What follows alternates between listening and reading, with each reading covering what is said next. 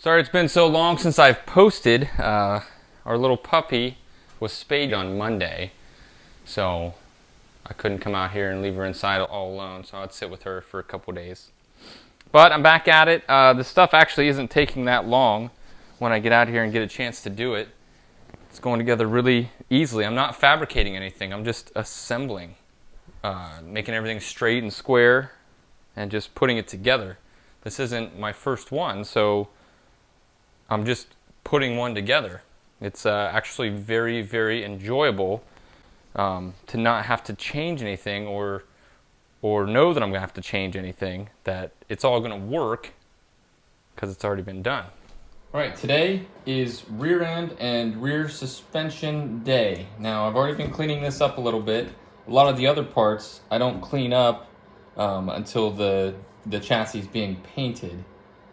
But the rear end, I clean it up, get it all nice because we're going to use it to align the rear A-arms and set up the suspension. And anything that's nice and clean is easier to work with. So take your time with this. You can see all the pieces that comes off. I use a razor blade to get all the rubber off. The cleaner this is, the easier it is it's going to be to work with.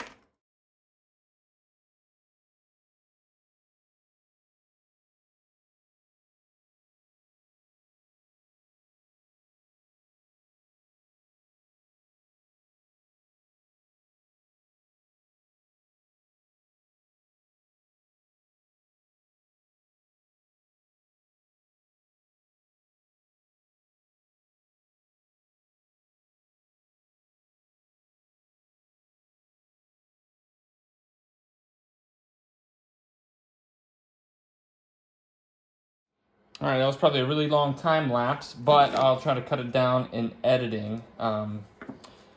We need these for the step after what we're going to do next. Next, we're going to make some tabs to mount this to the chassis. We need the lengths of the new drive shafts to make the A-arms, and we're going to do the rear end mount and the rear A-arms and get it on its wheels today.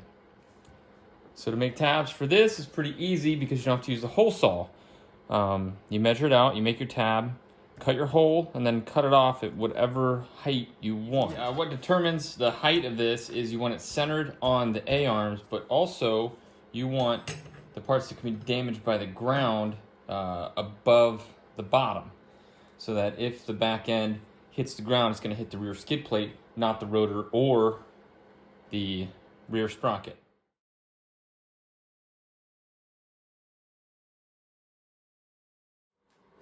All right, so now we're ready to put the tabs on the rear center carrier. Just pull the bolt.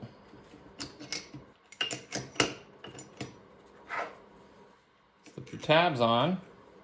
Now you'll notice I spent some extra time. These need to be exactly the same distance. They can't be off at all because you don't want your bearing carrier crooked in the back end, which will wear out your chain. There you go, that's ready to mount up. But before we do that, we have to get the back end ready. All right, it's time to put in the rear vertical / motor mounts. Now, 3 pieces go in at the same time, C25, C26, and C42. Now, how this works is this goes vertical off of here and attaches to triangulate right here. You have a left and right side. And then the cross member goes right between them. Now, I made it this way because this piece is adjustable for whatever engine you put in here. Now, the secret to putting this in is that you want these going straight up and down. So you have to slide this bar until these are exactly vertical.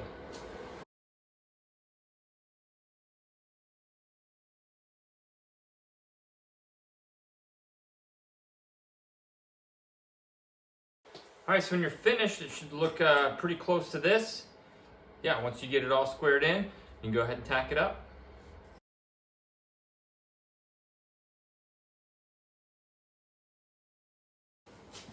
My apologies. I didn't realize that taking it off the brick would move it out of the shot. Hopefully you can get a good look here. This is 90. From the other side is 90. I used this cross member at the bottom for the separation, centered it. and then I moved it to the top for the final tacking of all these parts. Now once this is in place, you can see the ears for the brake. The brake goes on the right side. You got your tabs on the bottom. Look at how much room there is for this, or any other one for that matter. So let's get this tacked in place.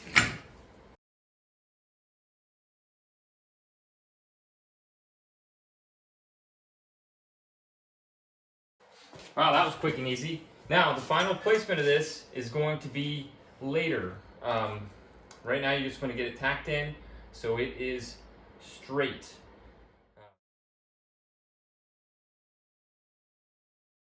So now we're going to assemble the rear A-arm jig. The lower one, they're both shaped like this. It's just a T, the simplest form possible. Then the upper one is going to line up on the back side. Now this is going to be for the right hand set for this purpose. Now these are in line, but the attachment point for the top front is shorter than for the bottom. And these line up since your outer bearing carrier is in line. You don't want any caster, and it's not meant to have any caster. Now the measurement for this, I'm gonna have to add it to the instructions. I did not foresee this. All the other jigs are set up to be just square as you look at them, but this one actually requires a measurement. That measurement is 10.5 inches from the back. So you mark 10.5 inches. You mark the center of your 1.5 inches squared, so 3/4, and then you just line these marks up and tack it in nice and square. Do the same for the bottom since the bearing carrier needs to be in line, 10.5 inches. Hopefully nobody tries to build one of these without watching this, because they're just plans, not instructions. To write all this down in instructions would take a very, very long time. And then obviously you just center this block at the end of this. And there's your two arms. Now in the directions it does say that you need to add some kind of barrier to the ends of this. So you can grab some flat bar, you can grab some spare 1.5 inches and set them up like that, but you need to box in the corners, the outer corners. I'll show you that. Now what I'm going to use is this 3/4 angle iron. Fits right on the corner, and I bought way too much of this stuff. Alright, so I've got all my pieces cut. You're just going to sit one at each corner to hold the tubing in place once we get it bent and notched. So now I've got everything, I'm just going to go ahead and tack all this together.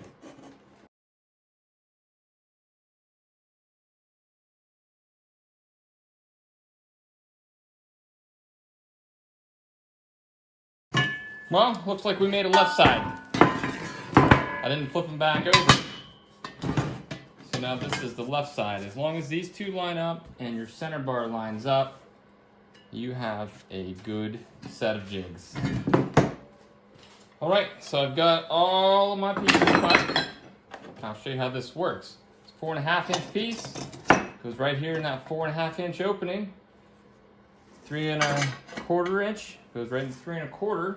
Then it's time to bend some tubes. Now, you could do this straight, but if you want them to be adjustable, which we need to adjust the plunge of the drive shafts, and that is done through here. Now, if it's at an angle, when you make it longer and shorter, it changes the mounting position. So, you got to put a bend in it so that you have a straight access to that Heim joint. Alright, it's time to put the bends in these A-arms. So first one's 21 7/16. Alright, so now you've got your tubes all bent up. How these are going to go in here is something like this. Obviously we need to notch these ends so we can get it on the end pieces. Luckily, these actually showed up in the mail today. Rogue Fab, man, I'm really digging these guys. These are hole saws Most hole saws are only about 2 inches deep. These suckers are 3-4 inches deep. So if you have a bigger cut angle, you can get all the way through it instead of stopping and having to finish it with an angle grinder. These guys are making some awesome stuff.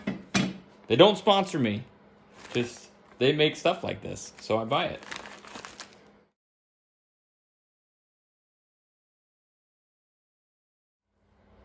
All right, all the pieces are notched. Let's see if this makes a little more sense. You got your end piece that goes in. You got your notch. Now these notches and bends are easy. Since we're going on a 90-degree plane, the bend and the notch are the same exact number. Let's do a quick assembly on these.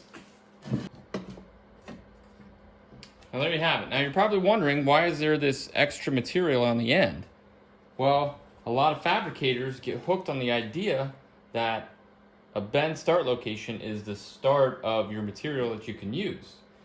These are easy to make because they're on a flat plane, and if you make them too long, too short, get a little bit of the bend off, you're still going to line up at your bar because this is your alignment, not where your bars mount. And what we're going to do here, we're just going to mark it, we're going to cut it off, then it'll slide in the groove, they'll be square. An A-arm should look like an A. A-arm should not look like a U. And that's how you get that look. If I made my attachment point here, I'd have all this long distance, or even longer because this is the length I need. The bend would be out here, and it'd look all crazy. So you get your piece cut, and then your bend starts right towards the end like it should. Look at how nice these are. Perfectly square, perfectly aligned to each other, lining up on this rear arm, which we're going to make a bracket that lines them up anyway, which is automatically going to line up your bearing carrier. These are ready to be tacked up.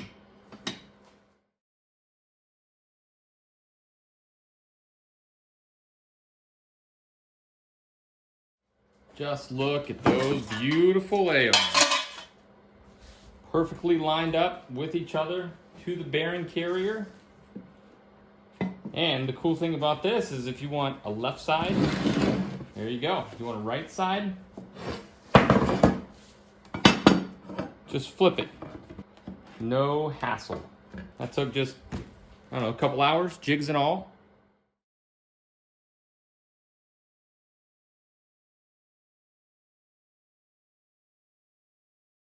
There you have it. Full left and right set. Too easy.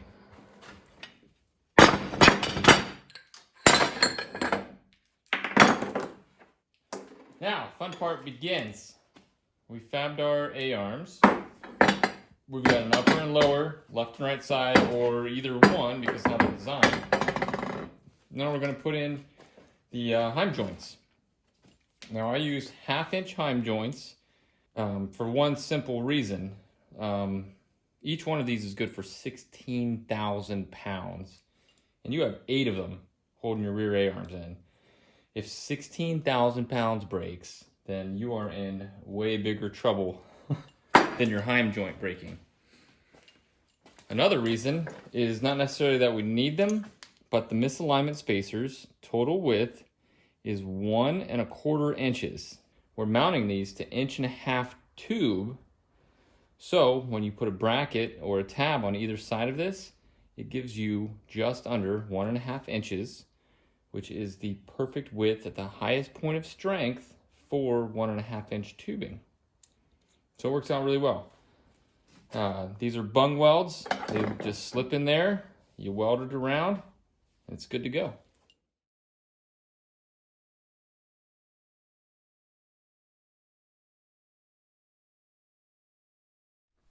Next, we're going to mount the rear A-arms. When you put your Heim joints in, make sure you have adjustability in and out, so about midway on the threads. We have an upper one here, and as you can see, this space, this is the forward upper A-arm control, so this is why you tack everything in place. We're just going to pop these tacks out, move this forward, get this lined up where it should be, and The rear A-arm is going to go in just fine. Should be too easy.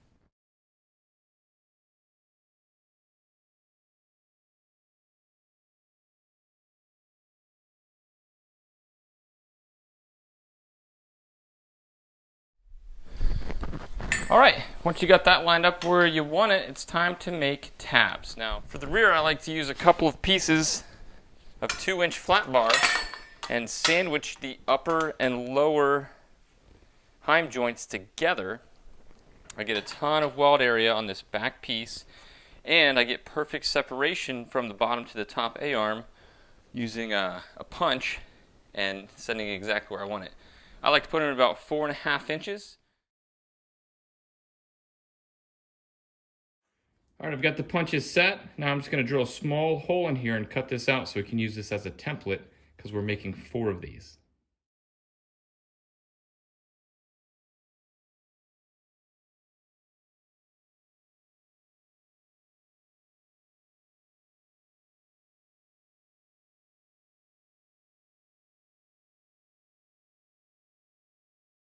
Now once you have your brackets made, you can assemble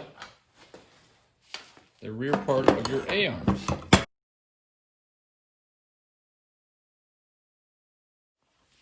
Now, this is just going to fit on right back here. Nice and strong, lots of weld area, easy to square up. But we need to find a flat surface to get this square.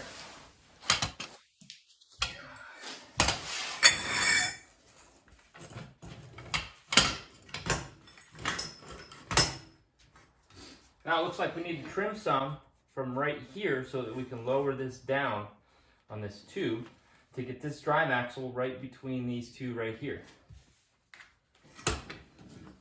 Once you have your left and right brackets in place, you're going to want to make sure that they are square to the chassis, and then you can just take those 2 bolts and align it until they're level.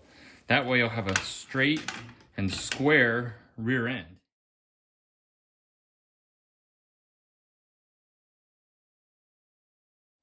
All right, the next step is making bottom plates / gussets. Now, I designed this to be angled on this corner, which really locks in this front end from twisting on the back and gives it a base plate to mount your lower A-arm.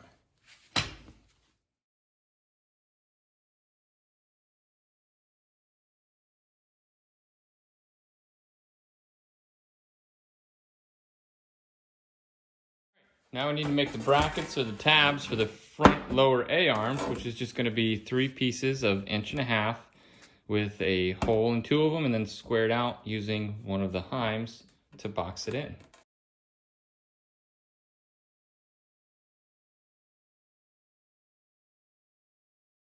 Once you've got your base plate / gusset, you're going to tack that in, drop in your lower A-arm. You'll do a quick alignment, tack it in place. Now, before you do all of this, make sure you stitch up this welding right here.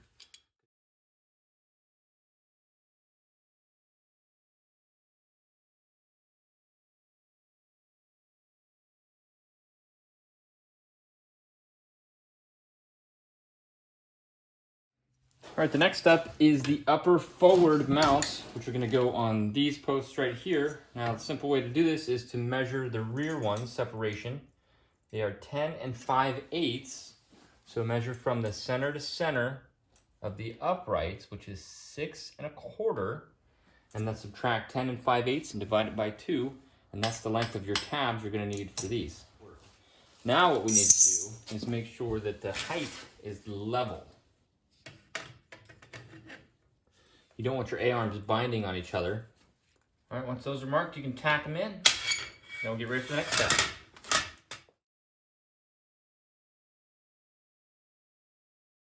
All right, this is gonna get a little tricky, but you can do it, it's not that bad. So you're gonna wanna get the wheel you're using. We're using 18-inch wheel tires. These are 20s, but I let all the air out and this has no tread on it, so it should be close enough. Put the hub on. We're going to make tabs for these. Now that tab is going to be based off of the axle length. The closer we can get that to the actual axle length, the less plunge we're going to have to adjust in our A-arms. Now we want this nice and flat and level so that we can adjust camber when we're done and toe, and we have limited adjustments on each one of these, so we don't want to waste a lot of that getting our axle length correct for our A-arms. Now something you're going to have to account for is the boot of your axle. So put your axle stub in there. So slide your axle all the way into your stub axle. There we go. And you're going to want to bring your wheel in to where this is sitting, right where the bearings would contact that spacer ring. Now you can see we have to clear this boot. You want this all lined, centered up on the bars that we're going to use to mount the tabs to. And make sure your axle is exactly where you want it, which is very close. Take your time doing this. You should be taking your time doing all of this. So I'm going to finish getting this locked in, and then we'll make our tabs and we'll get everything welded up. Your bearing carrier should be centered on its pivot. Don't put it all the way back and don't put it all the way forward. You want it centered on the pivot.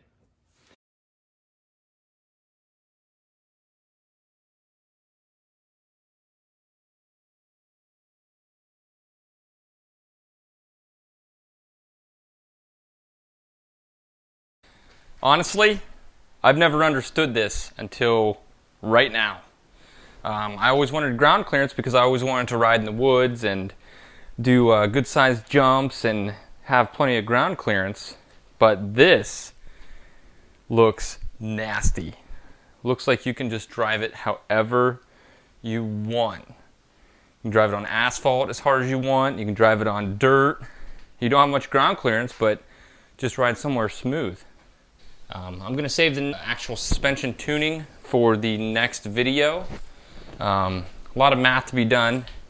Fortunately, I love math, so I'm really looking forward to digging into this and figuring out the moments, the reference datum line, all that fun stuff, and make these 120-pound spring ATV shocks work for a 650-pound buggy. So yeah, that's what's next. I went ahead and tacked in some of these cross members just to finish off the look. It looked kind of bare and open, and I wanted to really get a feel for this. This is 5 inches of ground clearance. This looks crazy. Look how short this is. This is mean. Low CG, wide track. Oh, this is going to be cool. This one still looks great too. Having the option of either. Hopefully I can set this one up to where you can just swap out the shocks and you can go from this to this in a matter of 20 minutes or so. That's the goal anyway. Tire swap, or shock position swap, and then you can have the best of both worlds, full-on Crosskart or trail machine. We'll see how it comes out. Stay tuned. Thank you for watching.